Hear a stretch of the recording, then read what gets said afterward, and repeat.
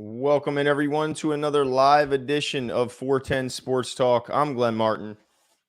Riding solo for this episode as I try and fix my audio issues. Riding solo for this one as Jimmy is occupied this evening, but have no fear. I do have a familiar face and a friend of the show.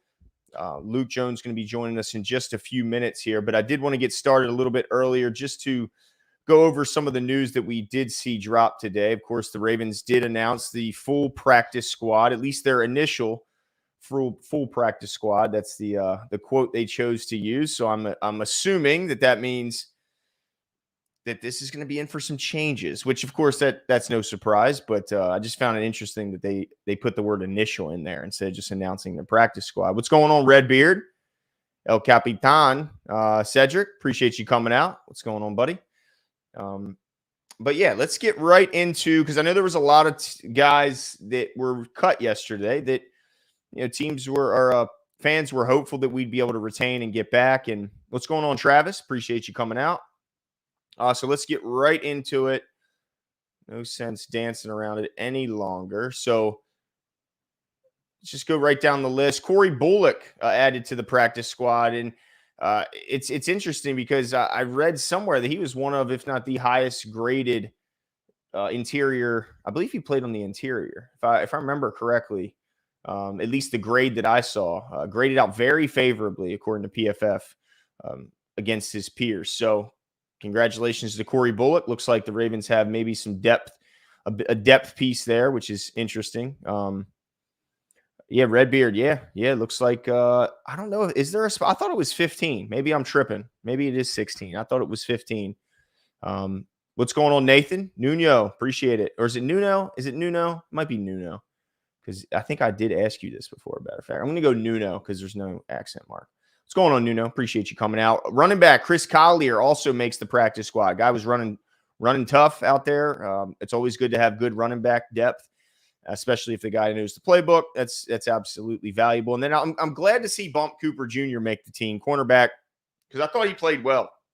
And it's just a deep DB room here. And when you're keeping as many safeties as the Ravens ended up keeping, it made it tough for those cornerbacks fighting for maybe a 5 or 6 spot. So Bump ultimately doesn't make the 53, but we know how it is. You can't have too many good cornerbacks in this league, especially with the pass happy trends around the league. So you're going to need good depth, and I'm happy that they were able to get Bump Cooper back. And there's no doubt in my mind at some point he's going to be dressed in a game this season. It's just, the war of attrition in the NFL in a lot of ways. But also Malik Cunningham, wide receiver, recent convert from quarterback to wide receiver, turned a lot of heads during camp in his ability to make that transition relatively seamlessly, was catching everything thrown his way.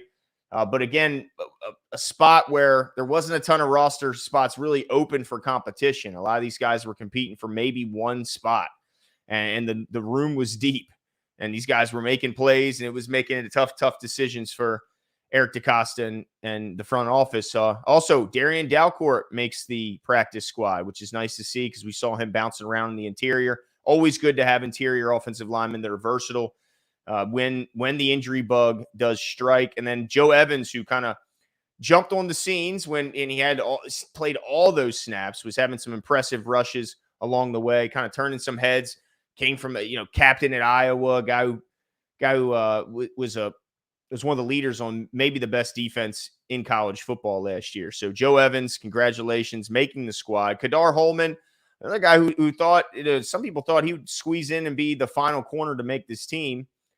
Didn't ultimately get that done, but hey, you got another shot at the practice squad. I'll be rooting for you, no doubt. And then Kadir Ismail. I know a lot of people were excited about Kadir. A lot of people were excited about him. I mean, like Malik Cunningham, he makes the transition from quarterback to wide receiver, and then quickly transition from wide receiver to tight end. And man, a fluid athlete, big guy, tall, got length, needs to put on some more muscle, which is why it's perfect that he's added to the practice squad. It looked like he'd been doing a whole lot longer than just a couple months. So excited about the upside with Kadir, and I certainly think that down the road, maybe not this year, we might not see a ton of them, if any, in the the 53 or active day roster, but don't be surprised if he's not an impact player in the next couple of years. Running back John Kelly, another depth piece, has a little more experience than Collier, but yeah, it's nice to have, again, more running backs. Nothing wrong with that. Keith Kirkwood, another guy, just did everything right all preseason and training camp, caught everything that came his way, was just solid. Just a tough group to break into, but I'm excited they got him back. And then here's where I'm a bit surprised. Quarterback Devin Leary makes the practice squad. I don't see Emory Jones on this list. And look, I mean, I know the Ravens and how they feel about their draft picks, but they have in recent history been willing to get away from even same year draft picks. And not to say that they should have. They obviously know more about Devin Leary than I do. But from the performance I saw, Emory Jones outplayed him. I thought I saw more upside from Emory.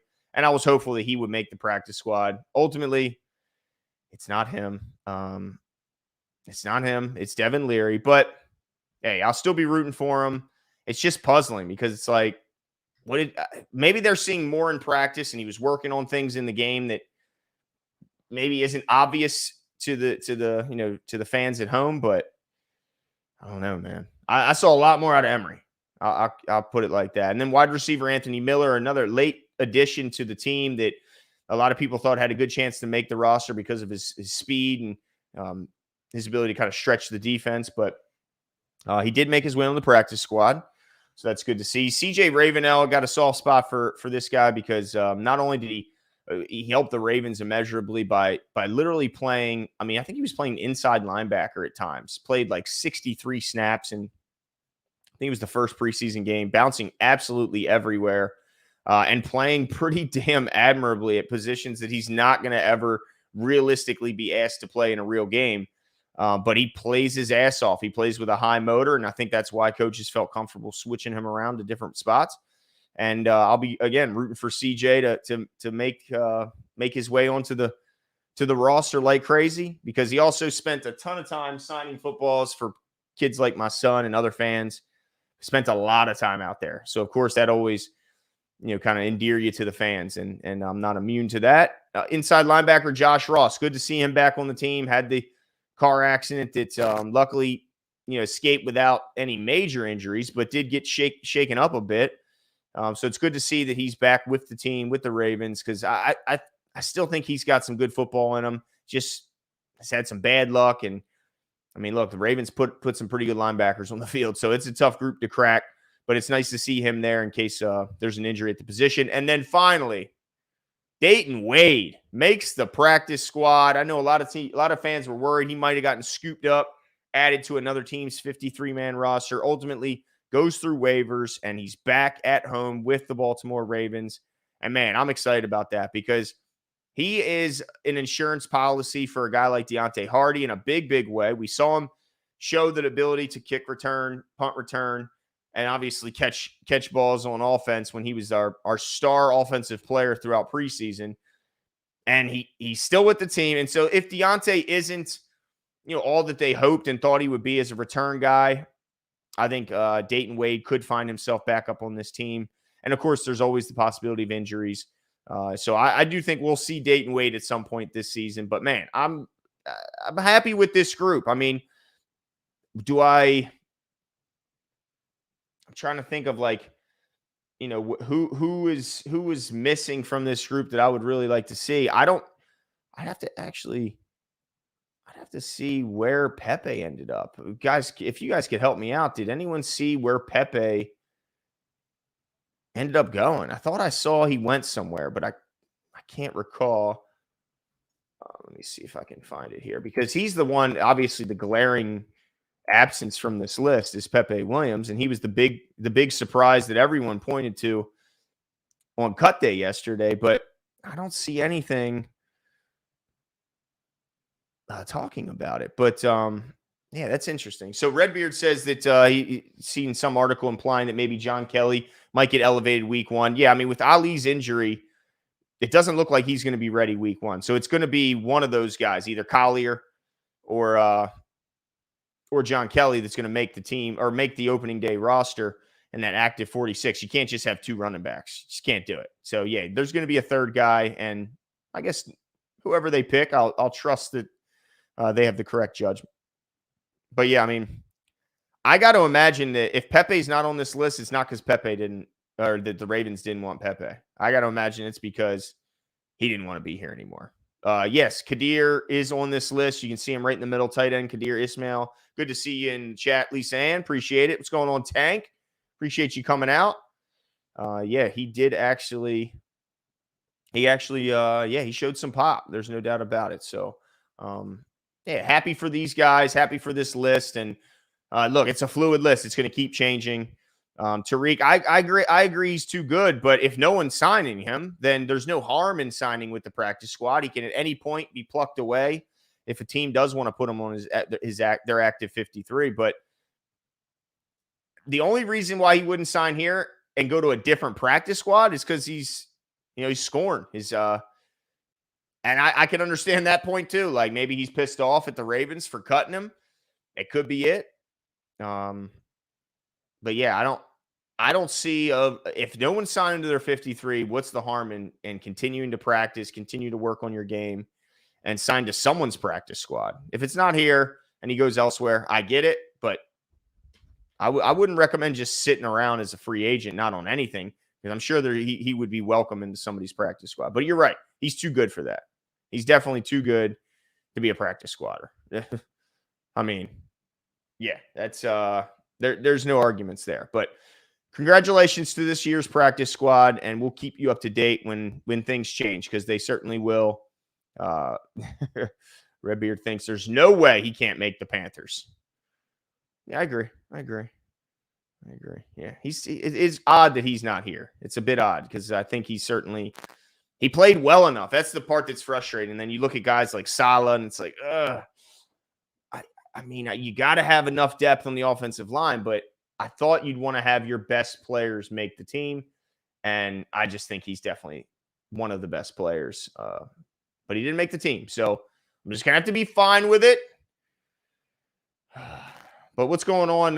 What's going on, John Jay? Jerry Jones? Hold on. As a quarterback is better than Devin Leary? Certainly as a businessman. Let's see. The Truth, what's going on? Appreciate you jumping in here. I'm just waiting to be joined by our guest here. Should be joining here any second. But while we wait for that, I do want to ask you guys in the chat, do you agree? And I'm going to ask Luke Jones this his take as well. A lot of people say mistakes would be made at right tackle if you enter the season in a rotation. They say if you have a rotation, you don't have a true right tackle. It's kind of like if you have two quarterbacks, so you don't have one. I'm kind of curious about the chat's take on that, because I talked to, when we talked to Cole doesn't love the idea. But if it's a way to guarantee Roger gets onto the field in some degree, then he's willing to sign up for that rather than give the week one duties entirely to Patrick McCary. I don't know if that means this is going to be like a 1 week, 2 week, 3, like what's the trial period? When does it end? I guess that remains to be seen, but I was kind of curious what your guys' opinions on that. But I'm going to get back to that and welcome in our guest and friend of the show, welcoming back Luke Jones, who's a reporter, covers the Ravens and the Orioles for WNST. Luke, how you been? How you doing? What's going on? I'm doing well. Good to talk to you. Sorry I'm a little late. I had a little sign-in issue and had the wrong browser for your software, but glad to be with you and talk some Ravens football. Yes, thanks again. Appreciate your time. I know it's valuable.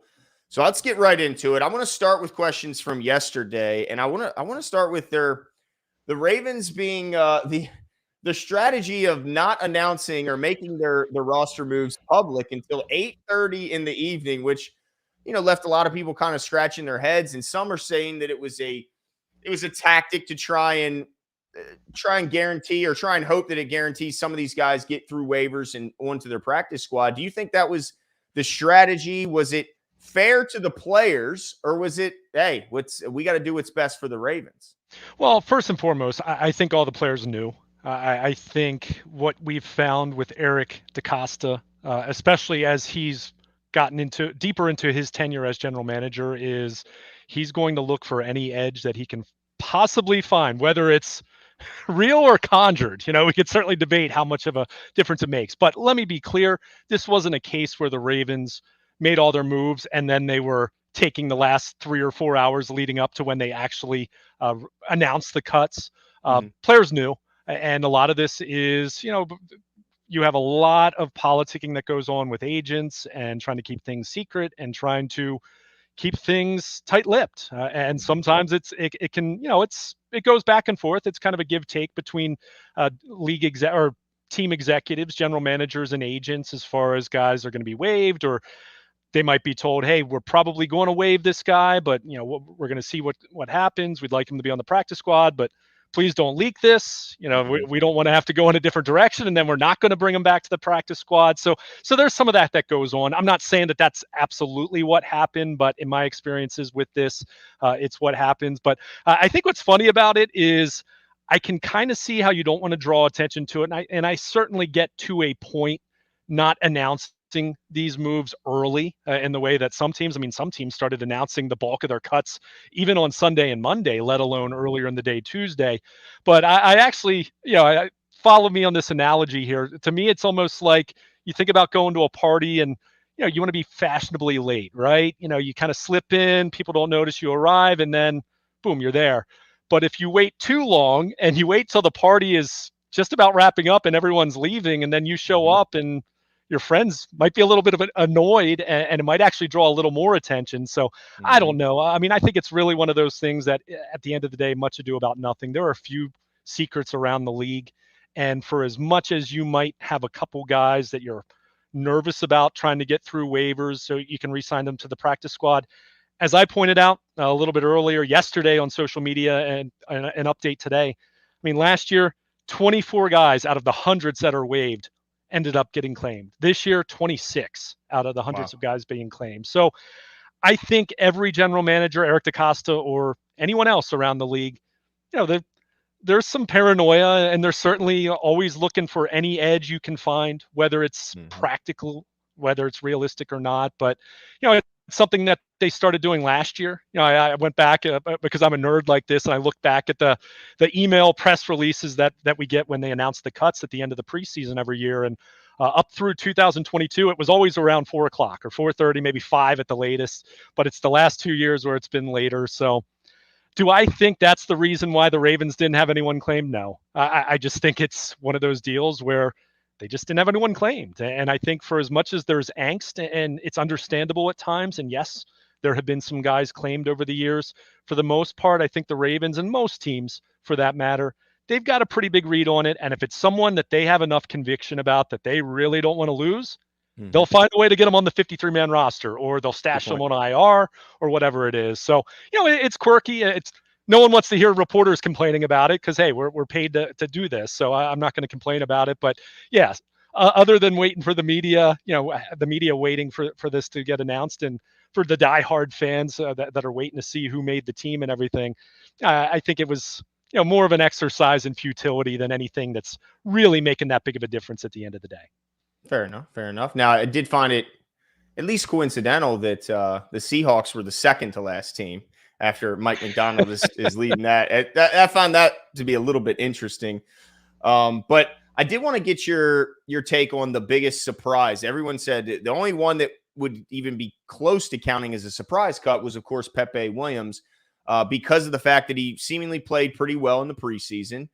They always have the old, you can't have too many good corners. And it seemed like there was other guys on the team that at least fans were saying, how is this guy better than this guy? Like Salah was, I know, a big target on fans. Like, how can Salah make this roster and Pepe not make it? It just doesn't make sense. So were you shocked about Pepe? And what's your take on kind of Pepe losing out to some of those other guys? Shocked, no. Surprised, no. Relatively surprised, maybe a little tiny bit. I had him on my final 53, so I'm not going to sit here and say that I predicted that. However, you are talking about someone who was injured last year, appeared in one game, multiple ankle surgeries, kind of had an uneven rookie season. I think there was some potential there, but I think couple things that were working against him. One, you just kind of look at the reality of the depth chart. Arthur Millette, while he's starting the year on IR, is not supposed to be out long. I think he's going to be back after that 4-game minimum. Ardarius Washington pretty clearly outplayed Demarion Williams over the course of training camp and in the preseason. And let's face it, I mean, the Ravens they have no shortage of options at the nickel. When you talk about now with the arrival of Nate Wiggins, and that frees up Marlon Humphrey to play inside if you want to do that. We know Kyle Hamilton's going to play inside, depending on, and it's going to be personnel driven. They don't really have a true all full-time nickel corner. I mean, look at how the snaps were distributed last year. I mean, it was Kyle Hamilton and Arthur Millette, and then some other guys here and there. I mean, as you know, Glenn, I mean, they like to play positionless defense on the back end of their defense. So I think with Pepe, what works against him is, yes, I think he matches up okay against slot wide receivers that are more the traditional undersized guys, but that's also a position where you've got to be physical, and he's just not a very big guy. And I think the other factor that did not work in his favor is he's not really someone that offers a lot on special teams beyond being some depth from a return standpoint. And they clearly, at least for the time being, Deontay Hardy's going to be the return specialist. And I just don't think they felt that he was going to make enough of an impact on special teams. So couple that with the fact that you had Bo Braid and Sanusi Kane, two safeties who very much are going to factor on teams, even if they're not going to be big factors on defense as rookie players. So I think he just kind of got squeezed out. And I hear what you're saying about Saleh. I mean, I think it was pretty evident even at the end of last year when he didn't even get any run in that meaningless Week 18 game against Pittsburgh that he's kind of he's at the bottom of the depth chart. Let's call a spade a spade. At the same time, you also know offensive line play in this league is at a premium. And if you have someone that, even if you're not particularly high on at the moment, if you feel that there's still some ability to develop there and you just want to have more depth there, and sometimes it's just a matter of you want to have enough warm bodies on the offensive line, I think that was kind of what wins out at the end of the day. So mildly surprised, but I can't sit here and say that I was shocked by that. And I thought he played pretty well in the first 2 preseason games, but Green Bay game, not so much. I mean, that was kind of an ugly performance for him. He missed a couple tackles. And I think where you saw him splash the most, it's blitzing from that nickel spot. And to me, that is far more scheme driven, and that's much more about the Ravens system than anything he did. So, we'll see if he winds up in Baltimore at some point. He wasn't one of the 15 initial guys they re-signed to the practice squad, or it might just be a case where he needs a fresh start elsewhere. But I can't say that I was shocked. I mean, he's a guy that going into the spring I figured would firmly be on the roster bubble. Yeah, no doubt. And be honest, I'm not a big fan of him as a return guy. I'd much rather see Tylan Wallace, Justice Hill. I mean, there's a pretty long list of guys ahead of him at that. Now, I do got to get your take on the right tackle. I mean, really just the right side of the offensive line and kind of what you think their plan is, because some are saying, well, maybe they'll go rotation like we saw last year as a way to get Roger on the field early, but, not expose him to the full workload of an entire game already.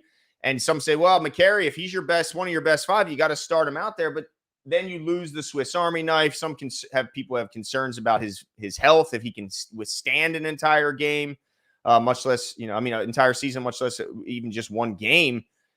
What's your take on specifically the right tackle position? Do you think it's whose job is it right now? I think it's tough to tell right now. I think sooner than later it's going to be Roger Rosengarten. I think that's been the plan all along. I think if you look at the Ravens historically, how they've operated with young and specifically rookie offensive linemen, and Tyler Linderbaum being the exception, right? I mean, a first-round pick, played at a fringe Pro Bowl level his rookie year and made the Pro Bowl in his second year. So, he's not necessarily the best comp, but I'll throw another comp out there just because he's someone who was successful and started during his rookie season. That's Orlando Brown, who was a 3rd-round pick. Of course, we know someone that some people thought could have been a first-round talent before his combine numbers being what they were way back when. But they began that year. I want to say, I don't have it in front of me, but I think it was James Hurst who began that year at right tackle. And it was by about weeks 5, 6, 7, somewhere in that neighborhood that Orlando Brown took over. Now, I don't necessarily predict that that's going to be how this plays out. However, I think it's way easier to start with a veteran and go with a rookie. And that could be as quickly as the second quarter on Thursday night against Kansas City next week. Sure. So, it could be that. It could be week 2. It could be week 4. I think that's something that, understand, prime time, going up against a good Kansas City front, Chris Jones, some other good, some good edge rushers that the Kansas City line has, that the Kansas City defense, Steve Spagnuolo, they know that it's going to be a young Ravens offensive line. So I'm guessing they're going to throw a lot at that group. So would I be shocked if Rosengarten is the week 1 starter and that's that? And McCary slides into the 6-man utility role that he's best suited to play? No, that wouldn't surprise me. Would I be surprised if it's Patrick McCary for the time being? No. And I could see a scenario where, at least for the first game or two, where they do rotate, because we saw that in the first couple preseason games even, or I guess the first preseason game. So, that's the position I think it's a little bit tougher to get a feel on. I think both guard spots, again, for week 1, I think they're set. Now we'll see how it plays out, because week 1 does not automatically mean week 8 and week 15. So we're going to see how it plays out. But I think right tackle is where you have a little more wiggle room to say, if you're not quite ready, if you want to slow play Rosengarten a little bit and rotate them, and also show some respect to Patrick McCary, who, by the way, is a pending free agent this year. And I think he's certainly someone you'd like to keep around here. And I think even if they've had designs on Rosengarten being the guy all along, you want to show proper respect to a veteran player that you clearly value. And let's face it, McCary talked about this over the summer. He wants to play. He wants to start. I think he's realistic about probably knowing that, hey, they drafted this guy in the second round. They probably have designs that he's going to be the starter, but I'm going to have something to say about that in terms of how I play and competing and all that. So, that's a long-winded answer to say I don't really know, other than just I think the plan here very clearly is Rosengarten's much sooner rather than later. I just don't know if it's going to be next Thursday night, or if it's going to be in a rotation, or it is McCary for the first couple games and then you go to the young guy. I think when it's close, you tend to lean toward deferring to the veteran player out of respect to them. And I think it's way easier to go with a vet and then pivot to the young guy, rather than start out with the young guy and he really struggles and you get that deer in a headlight scenario where then you have to make the change. And, you certainly, not saying it would crush his confidence, but you don't want to be putting a guy behind the 8 ball where he's already facing all that scrutiny. So we're going to see how it plays out. But in the big picture sense, as it pertains to 2024, I certainly expect Rosengarten to be the guy at some point in time. And I don't think that's going to be too far into the future, even if it isn't week 1. Gotcha. Yeah. And Josh Jones his presence on the 53 might show that McCary's going to play a little bit. I don't know. Maybe I'm reading too much into it, but Josh Jones, I had him, then I scratched him off, then I put him back on, then I scratched him. He makes the team. I don't know. Maybe that shows that they expect McCary to do a little bit more. Also want to get your take on the edge group, because a lot of fans are skeptical that they can even come close to the success they had last year, leading the league in sacks. Now, I don't think anyone could expect that, but you at least have to be formidable in that area. And some are saying if KVN is your best guy at year 10, that's a problem. But I'm more optimistic. I think Owe is set to make a leap. And I do think, we'll still get what is expected out of KVN with him focusing as more of a pure pass rusher. And I believe that Ojabo, after what he showed me in preseason, maybe I'm drinking the Kool-Aid, that he might actually be a contributor and an impactful one at that. And then I buy into Tavius Robinson's growth. I know maybe I'm just a homer, but I heard someone say that this is one of the most underrated position groups in the league. And I'm starting to buy into that, Luke. Am I just being a homer? I don't think you're being a homer. I'm not ready to say I think it's one of the most underrated position groups in the league. I think there are a lot of questions here, and I think they're fair questions. What I will say, while certainly it is not easy to replace what Jadeveon Clowney did for them last year, and that's as a pass rusher and playing the run, because he was that good. I get why they didn't want to give him a multi-year contract at his age, and given his injury history, healthy 2023 notwithstanding. So I understood that, but that is a lot to ask of these young guys. And even with Van Noy, as you pointed out, as good as he was, you're still talking about someone who's well into his 30s and having a career year.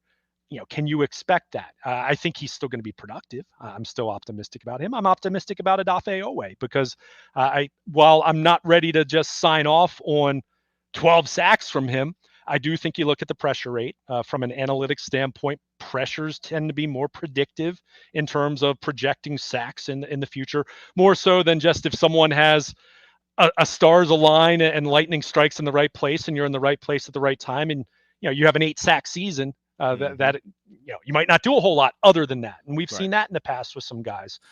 Justin Houston sort of fit into that a couple years ago. But where I am optimistic, and look, I hear what you're saying about Ajabo. I certainly feel better about him than I did 3 weeks ago. I'll point out that was going up against second and third team guys, but he looks healthy, and that first and foremost is important because he needs to get on the field. He needs to play. He needs to develop, in practice and just getting reps and playing in the way that Owe did the last couple years.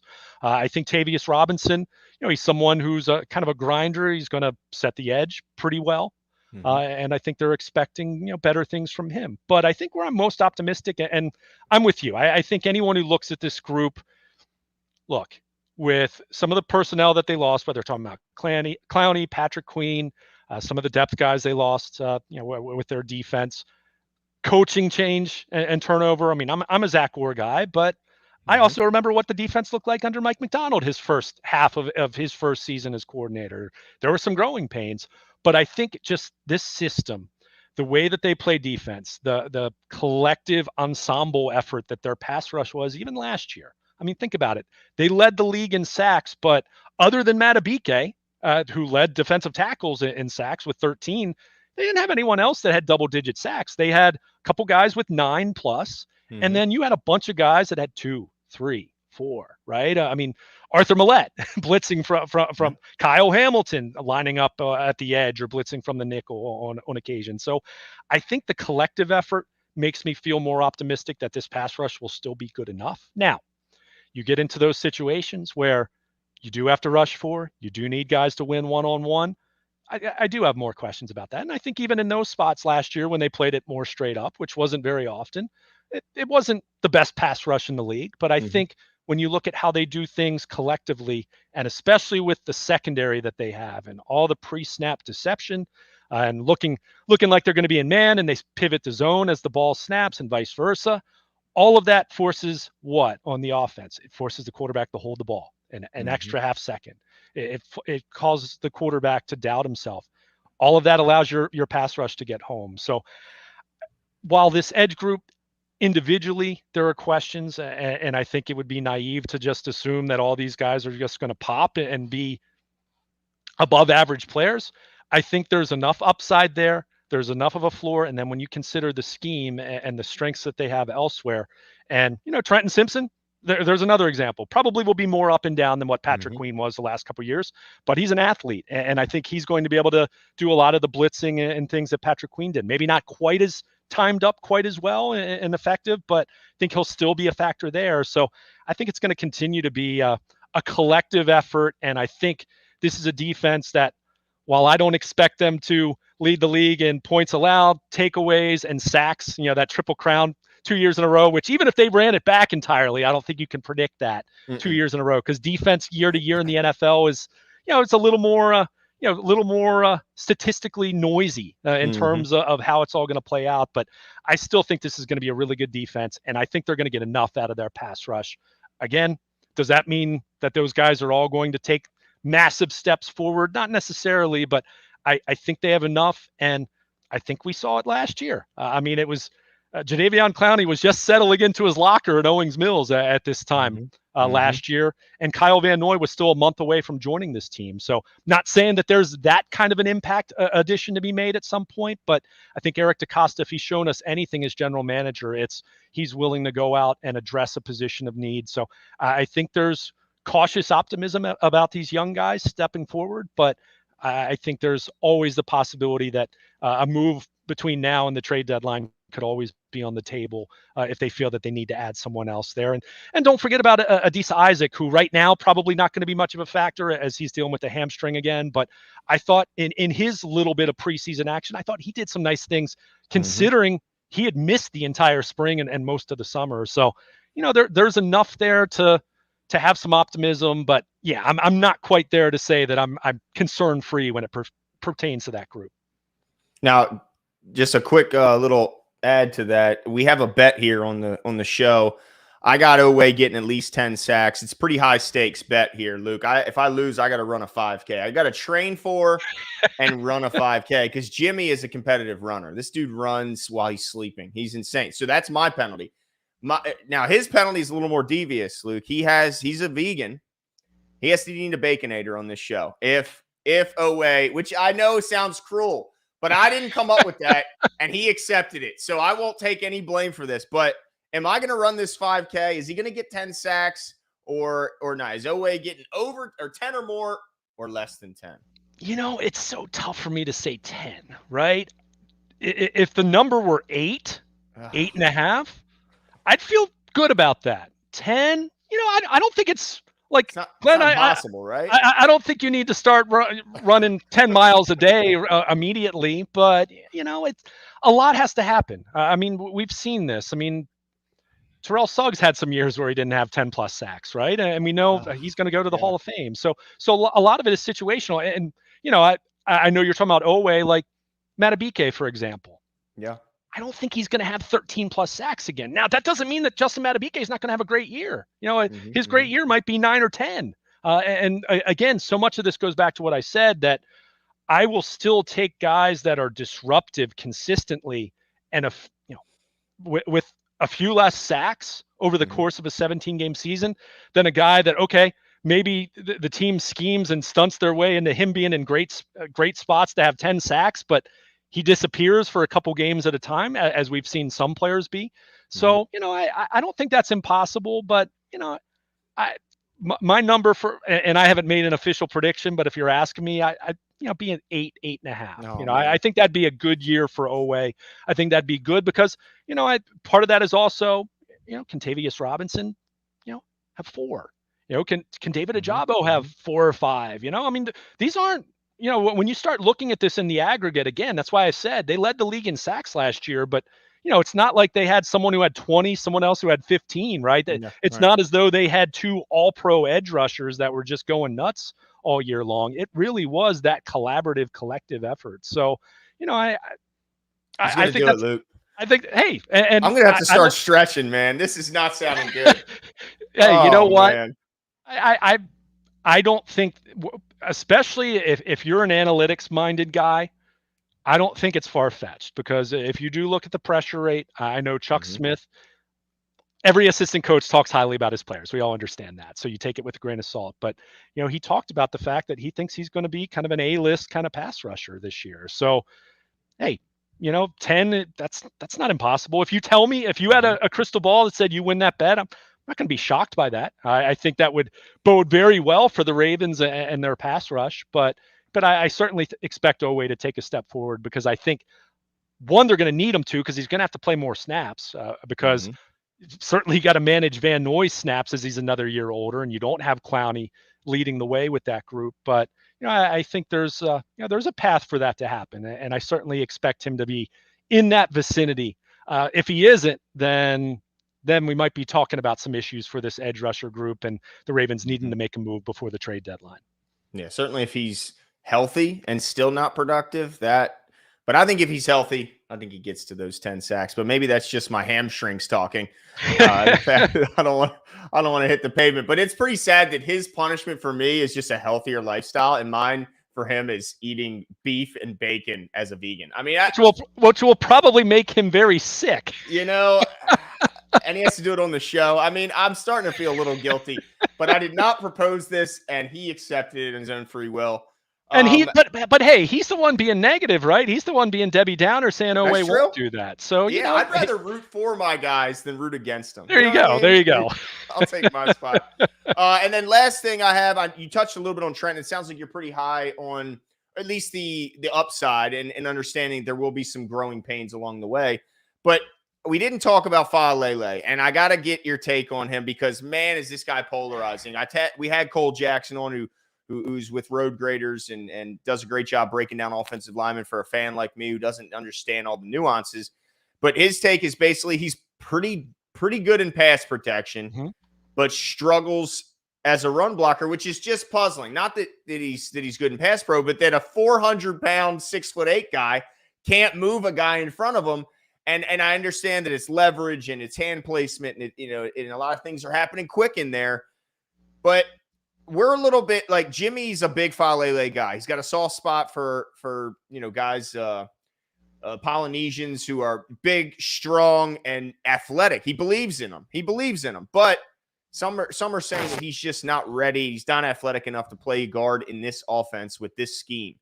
What's your take? Do you think it's Falele's job to lose, or do we ultimately see Ben Cleveland take over at right guard? I mean, we might see Ben Cleveland at some point, but I don't think we're going to see that week one. I think Falele is the guy for now. Okay. I think the truth falls somewhere in the middle. I think if you watch him from a pass protection standpoint, I think he did a pretty nice job. Again, understanding they weren't going up against starting players, but I think that's something that he did pretty well in the preseason.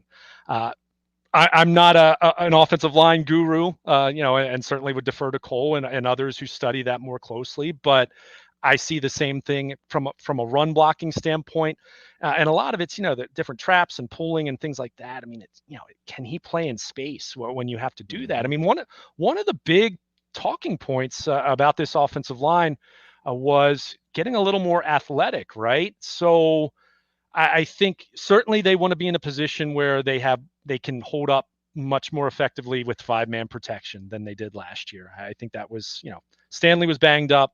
Morgan Moses was banged up. Kevin Zeitler had a great year, but even he was dealing with a knee at the end of the year. So I think that was something that they were hoping to do. I think Faalele, compared to Voorhees, who is kind of just, from the spring, it's just, kind of fait accompli that he's going to be the starting left guard. Yeah, he struggled in pass protection more than Faalele did in the summer. So I think for whatever reason, and I'm not saying it's something personal. I'm not saying that big conspiracy or anything like that. I just don't think the Ravens coaching staff are big believers in Ben Cleveland. Whether they just don't like what they see in practice on a consistent basis, and in some ways it kind of gives me a Bryant McKinney vibe from going way back when. But we also know Bryant McKinney, came come playoff time in that 2012 season. They begrudgingly put him at left tackle, and the rest was history. Their O-line played great. So maybe there's that scenario for Ben Cleveland at right guard or left guard for that matter at some point in time. But I think it's going to be Voorhees and Faalele at the guard spots.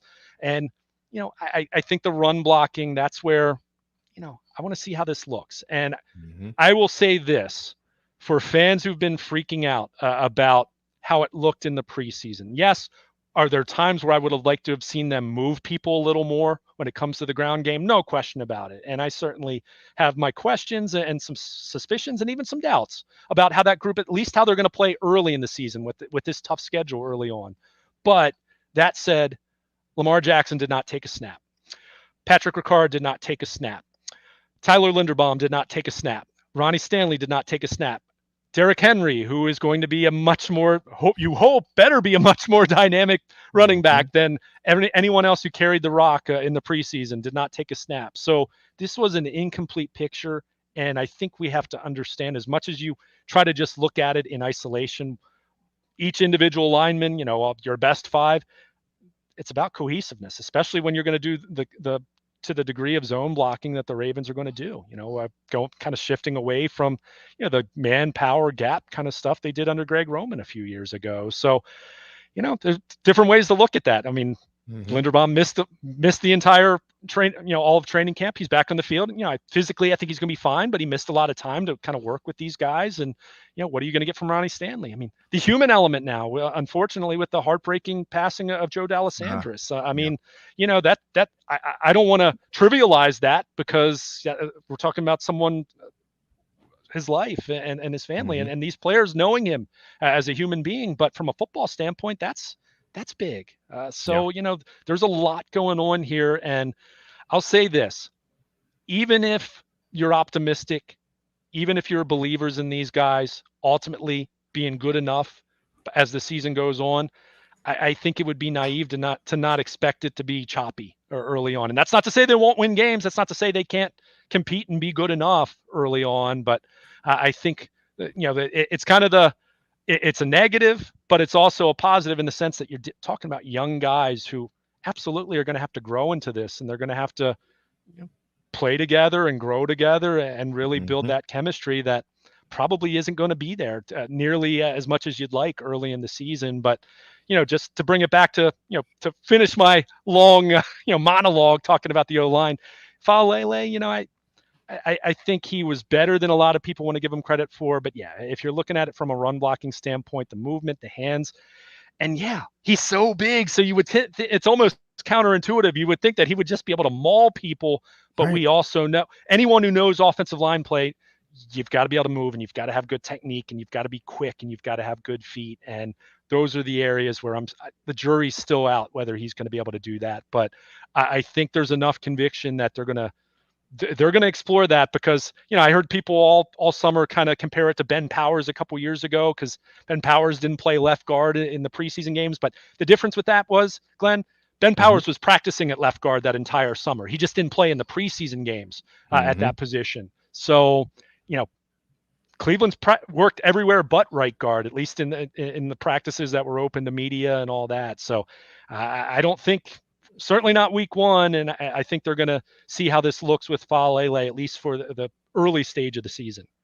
Yeah, and I've seen people even say on Twitter and stuff, say, well, you can't just always just expect as soon as Lamar hits the field that he's just going to make everybody's job easier, and you can't always rely on that. And my whole thing is like, why not? I mean, he's going to be on the field.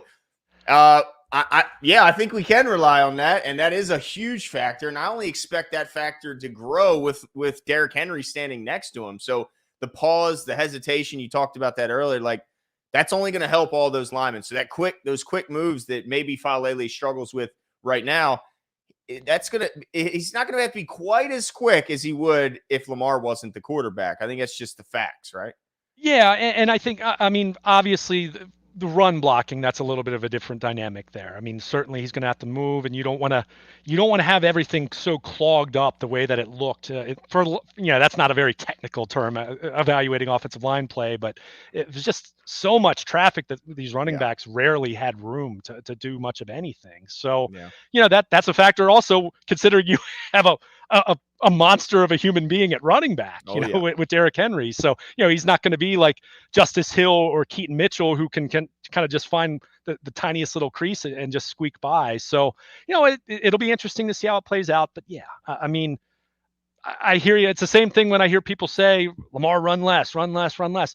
Look, I understand you don't want him to run 20 times with designed runs, but it's also what makes him so dynamic. It's also what makes him the incredible player that he is. So you don't want to take that away entirely. So yeah, that's absolutely a factor. Yeah. And look, I don't think this offensive line needs to be top 5 in the league for the Ravens to make a deep January run. I think what you're looking for with this group is, can they be, let's say, average sooner than later with room to grow as the year goes on? If they can do that, and if they're come November, December, and January, if they're, on the cusp of being a top 10 offensive line, a top 12 offensive line with Lamar Jackson and what he brings, that X factor and that, the cheat code, so to speak, and with what Derrick Henry can do as a running back, then I think they'll be fine. But, a lot has to happen to even talk in those terms.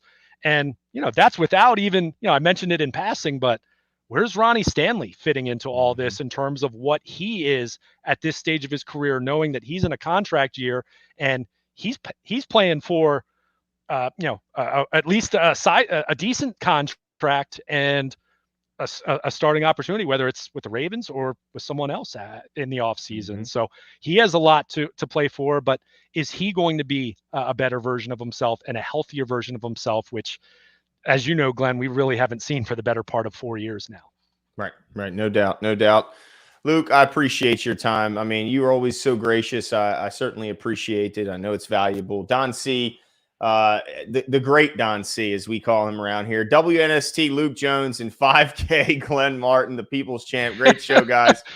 Can't wait for the season. Yeah, absolutely agree. Can't wait. And appreciate the generosity and comment and your participation as always, Don C. You are the man. Luke, appreciate all your time. Thank you so much. Why don't you let everybody know where they can find you and find all the work you're doing? Yeah, thanks for having me. It's always fun to talk to you, Glenn. Hope we can do it again, maybe later in the season. But you can check me out on, I guess it's X, Twitter, X, whatever, Instagram, Baltimore Luke. You can check out my work at WNST and BaltimorePositive.com. I'm on 1570 AM, of course, talking in Ravens and Orioles. And also, you can check out my blog, reaction to the 53-man roster. I'll have more reaction predictions, all that kind of stuff as we get closer to next Thursday night. But you can check out all that at BaltimorePositive.com. Awesome, Luke. Thanks so much. We'll talk soon. Thanks, Glenn. Yep. Luke, always awesome to have on the show. Appreciate it. As my my co-host was busy, my producer was busy, so it was just me sitting here all alone. So I certainly appreciate Luke's time and expertise, and obviously, you'd be hard pressed to find someone that follows the Ravens and Orioles really more closely than Luke. So appreciate him joining us. And yeah, the one thing that we didn't get a chance to go over, because I wanted to be respectful of his time, I didn't want to take up too much, is the one spot that I'm seeing right now that fans are saying is our most glaring weakness and an opportunity when they look at some guys who've been cut around the league to add to is the third running back position. And, the more I look at this roster, yeah, of course, there's always spots where you say, they could be better here. They could be better there. But I got to think that the third running back spot to me is the most glaring that is fixable. Like you can't fix everything, right? Like, but your third running back is something you could address. You certainly could address this time of year. And like I mentioned earlier, there's some names out there that, look, I know people are excited for. Samaje Perine was a guy that was cut from the Broncos that I believe, if I saw correctly, he might be signing elsewhere, which was not what I wanted to hear. I think he's visiting. Where is he visiting? I can't remember if anybody has it in the chat. I saw he was visiting somewhere, and that was disappointing to see because that was the guy I was hoping for. A guy who can do it all. That's what I think that they're missing in that third running back spot if relied upon. Yeah, John Jay brings up a good point that Dalvin Cook is now with the Cowboys. Yes, Caleb. Yes, thank you, Caleb. He signed with the Chiefs. That's a good signing for the Chiefs. I think he would have been a solid player. He was very underrated in his time with the Bengals. In fact, I sat at the Ravens game last time that the Bengals came to town. The Ravens put a beat down on them. I was sitting behind a couple Bengals fans, and they were all saying, get Perine in the game. I'm done watching Joe Mixon 3 yards in a cloud of dust. I want to see more Perine. This was a couple years ago, of course, because he went ultimately to the Broncos and spent last year with them. They were clamoring for this guy. They said, no, I'm done with Joe Mixon. I want Samaje. But he ends up going to the daggone Chiefs. So that's a good signing. But I got to imagine that there's at least some opportunity to pick up some guys that might be able to make a little bit more of an impact, or at least have. I feel bad saying this because it kind of is a slight towards a guy like Collier, but I'm hopeful that they have a little more of a dynamic opportunity at the third running back spot. Like we saw Keaton Mitchell. I know we're not going to emulate that and get another Keaton Mitchell, but he had something that was glaringly different than everyone else the moment he walked in. That was his speed, like something that was just different than what we had on this team. Home run speed. You saw it right in camp right away. And then obviously it translated big time into the regular season. Like that's what I want to see from my third running back. Something unique, something different. Now, versatility would be nice in the event of an injury. Like if Derrick Henry were to go down, it'd be nice to have a guy who could, do a little bit of everything and not just be a one-trick pony, because he would be relied upon more. But I'm going to, at least initially, bank on the fact that we do have two healthy running backs, and Derrick Henry does have a history of staying healthy outside of really one season. So, yeah, let's take a shot on this third running back to get something different to this team. Not just, just bring some sort of an element that this team is missing, which I think, Justice Hill was supposed to be that home run threat. And I know that Derrick Henry has it. He's hit over 20 miles an hour. But I'd like to see someone like Keaton Mitchell-ish. Now, Keaton's coming back at the end of the season, but I'm talking about in the initial part. But that's really only thing I'm seeing. I'm looking at this roster. I'm going, where is an opportunity to improve that's not unrealistic. Like, it's not realistic that they're going to go sign a starting caliber right guard to replace Fale. It's not going to happen. But there are some back end of the roster, some depth spots that could be addressed. And so I'm interested to see what you guys say in the comments. Outside of the third running back, what is missing in the depth? Because I'm not really seeing it, but I'm hopeful that you guys can put something in the comments, and that maybe for the next show we can do a little bit more of a deep dive and discuss who's available and what the opportunities look like. But I think that's it for me tonight. Now, tomorrow we got an exciting show. We do have Sip to Tally, another very popular YouTube channel who Coach does a great job of breaking down film. We're excited to have him on. Never had him on. We're having him on tomorrow. Can't wait for it. I'm hopeful that I think it's going to be a recorded episode, so it might not get dropped tomorrow, but I'm hopeful. It just depends on when we can get it up. But look out for that in the coming days, because I'm really interested to get his take on, all these young guys and kind of what their growth could look like, and what the growing pains might look like as well, and get his take on that. Look, a week and a couple hours away from the Chiefs. So I kind of want to get his early opinions on what that's going to look like. But that's it for us tonight. If you guys enjoyed the stream, hit the like button, click the subscribe button, and we will keep you up to date on all your Ravens news. Thank you to Don C and Victoria watching it on the big screen. Appreciate it. Now, hopefully it's not 4K. If I'm gonna have to get some makeup on. I mean, holy. Tariq Kakik, appreciate you coming out. Caleb, thank you so much for joining us. John J, John Doe, appreciate you both coming out. Nonek, appreciate you coming out as well. He's mentioning how we can't expect Lamar to be Superman. Yeah, we certainly can't, but he will be on the field. There's no doubt about it, and that's just what he does. Nathan, appreciate you coming out. Rave Kingdom, thank you. Thank you for your participation in the chat. DG, you as well. Jax, appreciate you. Lisa Ann, of course, as always, participating and never missing an episode. Tank Romansky, thank you as well. Appreciate all you guys, and we'll be back soon. See you.